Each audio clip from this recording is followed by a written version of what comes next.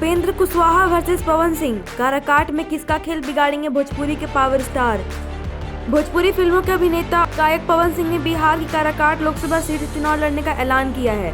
काराकाट से एनडीए और इंडिया दोनों ही गठबंधनों से कुशवाहा उम्मीदवार मैदान में हैं। अब भोजपुरी के पावर स्टार पवन सिंह की एंट्री के बाद ये चर्चा शुरू हो गई है कि वह किसका खेल बिगाड़ेंगे। लोकसभा चुनाव से पहले मायावती को झटका, बिजनौर सांसद मलूक नागर बीएसपी छोड़कर आरएलडी में हुए शामिल।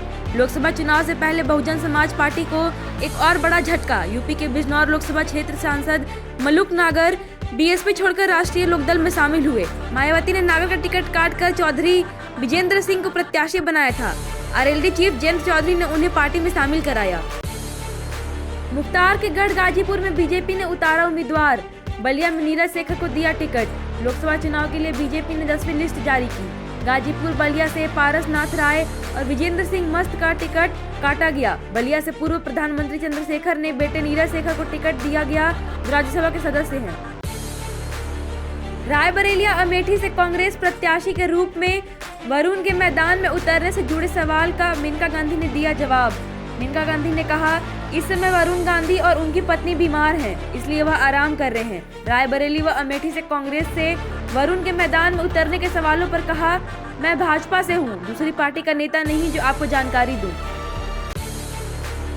ममता बनर्जी का केंद्र को फिर चैलेंज, सीएए एनआरसी यूसीसी नहीं लगने देंगे। ईद पर लोगों से बोली शिकार न बने। ममता बनर्जी ने पहले राज्य में सीएए लागू नहीं कराने की कसम खाई और चेतावनी दी कि सीएए के तहत आवेदन करने से विदेशी घोषित कर दिया जाएगा। कहा, हम सीएए एनआरसी यूसीसी स्वीकार नहीं करेंगे। दंगे की कोशिश होगी, शिकार न बने, एकजुट रहें। ईद के नमाज में हुए शामिल पप्पू यादव। बिहार के पूर्णिया में ईद की नमाज के लिए जमा मस्जिद मैदानों में लोगों की भीड़ उमड़ी, जहां ईद की नमाज पढ़ी गई। इस दौरान पूर्णिया लोकसभा सीट से निर्दलीय उम्मीदवार पप्पू यादव भी वहां पहुंचे। नीरज बबलू ने तेजस्वी यादव के संतरे वाली वीडियो पर कसा तंज, कहा, कुछ भी ड्रामा कर ले कोई फर्क नहीं पड़ता। नीरज सिंह बबलू ने तेजस्वी यादव के इस वीडियो पर पलटवार करते हुए कहा कि तेजस्वी यादव कुछ भी ड्रामा कर ले कोई फर्क नहीं पड़ने वाला है। वह खुद को सनातनी या सनातन विरोधी कह सकते हैं। मछली खाकर उन्होंने सनातन विरोधी काम किया है। इसके बाद वो संतरा और दही खाने की तस्वीरें दिखा रहे हैं। मीसा भारती के बयान पर विजय सिन्हा भड़के, कहा, चपरासी क्वार्टर से महलों के राजा कैसे बने।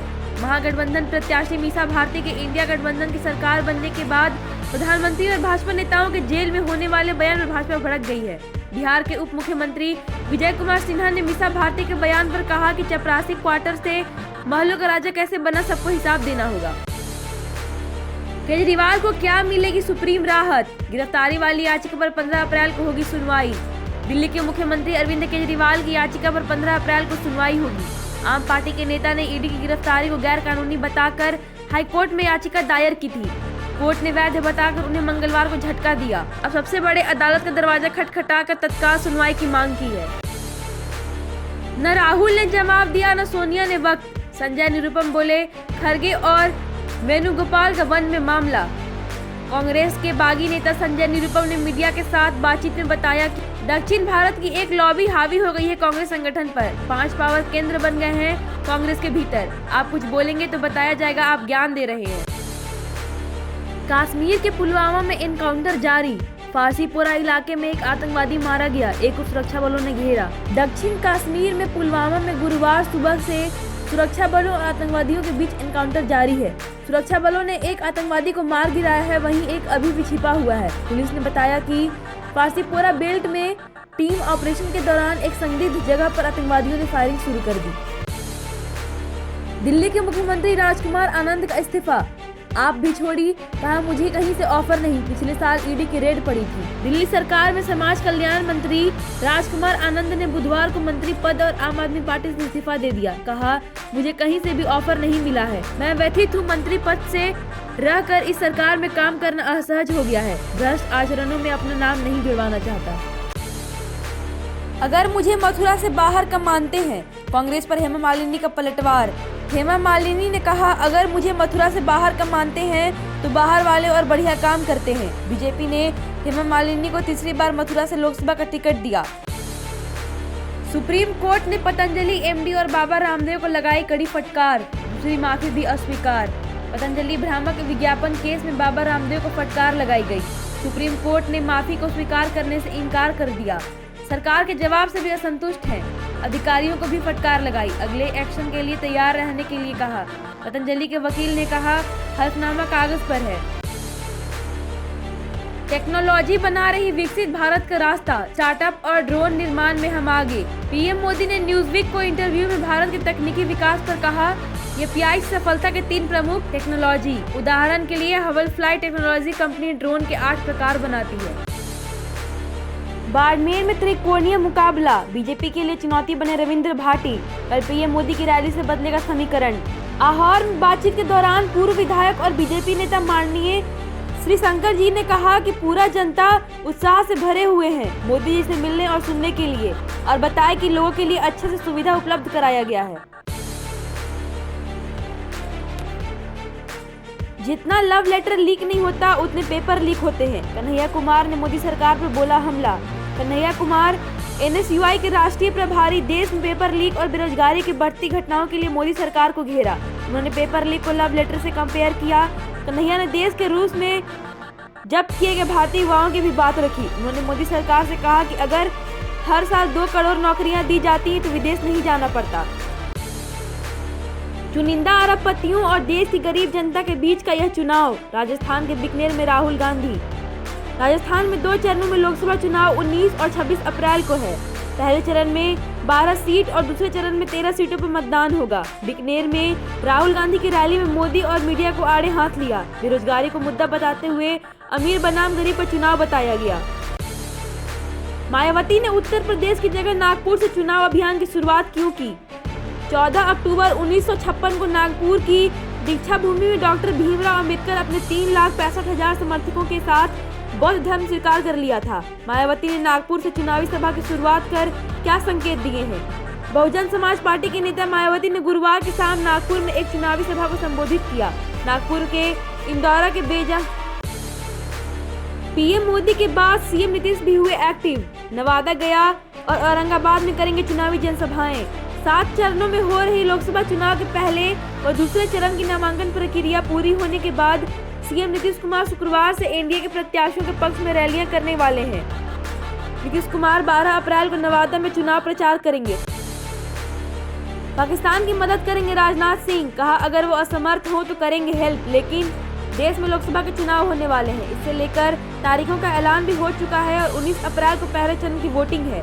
लिहाजा इस चुनाव को लेकर सभी राजनीतिक दलों में बड़े चेहरे चुनावी मैदान में जनसभाओं को संबोधित कर अपने पक्ष में वोट की अपील करते नजर आ रहे हैं। ऐसे में अब रक्षा मंत्री और भाजपा नेता राजनाथ सिंह ने बड़ा बयान दे दिया है। राहुल गांधी दे रहे पप्पू का साथ। पूर्णिया में नहीं करेंगे चुनावी जनसभा। किशनगंज में होगी राहुल की पहली चुनावी रैली।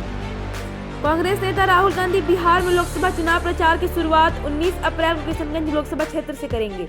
इस दिन राज्य की 4 लोकसभा सीटों पर पहले चरण का मतदान चल रहा होगा और दूसरी तरफ राहुल गांधी चुनावी जनसभा को संबोधित करके अपने पक्ष में वोट की अपील करेंगे। महागठबंधन की चुनावी रणनीति। बाबू साहेब को फूल से क्वार्टर किया, ब्राह्मणों को साफ कर दिया। इस बार के लोकसभा चुनाव में महागठबंधन ने कुछ अलग सोशल इंजीनियरिंग की है। सोशल इंजीनियरिंग का ये मॉडल लालू प्रसाद यादव और तेजस्वी यादव ने तैयार किया है। अब इसका नतीजा देखिए। महागठबंधन ने लोकसभा चुनाव में ब्राह्मणों को साफ कर दिया है, वहीं बाबू साहब को फूल से क्वार्टर कर दिया है। मां के क्रियाकर्म के लिए कांग्रेस सरकार ने मुझे नहीं मिली थी पैरोल। इमरजेंसी को याद कर बोले रक्षा मंत्री राजनाथ सिंह। केंद्रीय मंत्री राजनाथ सिंह ने कांग्रेस पे हमला बोलते हुए कहा कि हमें तानाशाह कहते हैं जो आपातकाल के दौरान उन्हें अपनी मां के अंतिम संस्कार में शामिल होने से रोका गया था। एक एनआई इंटरव्यू में बताया 23 साल की उम्र में उन्हें आपातकाल के दौरान जेल भेजा गया था। बिहार के पूर्व मंत्री राजबल्लभ यादव भागलपुर से बेउर जेल शिफ्ट। आईजीआईएमएस में चल रहा इलाज। बिहार के पूर्व मंत्री राजबल्लभ यादव को भागलपुर से बेउर जेल शिफ्ट किया गया है। पटना के आईजीआईएमएस में राजबल्लभ यादव का इलाज चल रहा है। बता दें कि राजबल्लभ यादव के भाई विनोद यादव नवादा से निर्दलीय उम्मीदवार हैं। राजद ने विनोद यादव की जगह श्रवण कुशवाहा को अपना उम्मीदवार बनाया है। इस बार वोट के नाम पर दूसरी पार्टियों को कटोरा थमा देना। बहुजन समाजवादी पार्टी सुप्रीमो मायावती के भतीजे और पार्टी के नेशनल कोऑर्डिनेटर आकाश आनंद ने कहा कि भाजपा सरकार ने शिक्षा, रोजगार और महंगाई के मुद्दे पर कुछ नहीं किया, केवल आपके हाथ में कटोरा थमाया है। इसलिए इस बार वोट के नाम पर जनता भी उनको कटोरा ही थमाए। राहुल गांधी ने कहा, पिछले 10 साल मोदी ने देश का पूरा धन दिया, लेकिन किसानों, मजदूरों और छोटे व्यापारियों के लिए कुछ नहीं किया। जोधपुर के फलोदी में राहुल गांधी ने कहा, पिछले 10 साल प्रधानमंत्री ने आपको अलग अलग वादे किए, डाले नहीं 15 लाख रुपए निकाल लिए, किसान, मजदूर, युवाओं और छोटे व्यापारियों के लिए कुछ नहीं रखा। नरेंद्र मोदी जी ने पिछले 10 साल में चुने हुए लोगों के लिए देश का पूरा धन दे दिया। दिल्ली में साल का अब तक का सबसे गर्म दिन दर्ज किया गया। पारा 39.1 डिग्री सेल्सियस पर पहुंचा। राजधानी में बुधवार को अधिकतम तापमान 39.1 डिग्री सेल्सियस पर पहुंच गया, जो शहर का इस साल का सबसे अधिकतम है। भारत मौसम विज्ञान विभाग ने आंकड़ों के अनुसार दूसरा सर्वाधिक अधिकतम तापमान 9 मार्च को 38 डिग्री दर्ज किया गया। बड़े मियाँ तो बड़े मियाँ, छोटे मियाँ सुभान अल्लाह। दोगुने रोमांच, 3 गुने एक्शन के साथ आए अक्षय कुमार टाइगर श्रॉफ। बड़े मियाँ छोटे मियाँ रिलीज हो चुकी है। फिल्म शुरू होती है एक आतंकी हमले से, जिसे भारत पर खतरा मंडाने लगता है। दुश्मन की खतरनाक साजिश से बचने के लिए 2 कोर्ट मार्शल सैनिकों पर भरोसा जताया जाता है। कहानी में आगे सस्पेंस, एक्शन, रोमांच होता है। T20 वर्ल्ड कप 2024 इतिहास में पहली बार खेल रही इतनी टीमें, किस ग्रुप में है कौन? पहली बार T20 विश्व कप 2024 में 20 टीमें हिस्सा लेंगी। 2022 में 16 टीमों ने हिस्सा लिया था। वेस्ट इंडीज और यूएस होस्ट है, इनकी जगह पहले से पक्की है। 2022 के टॉप 8 टीम को डायरेक्ट एंट्री हुई है। इसमें India, Australia, England, Netherland, New Zealand, Pakistan, South Africa शामिल हैं।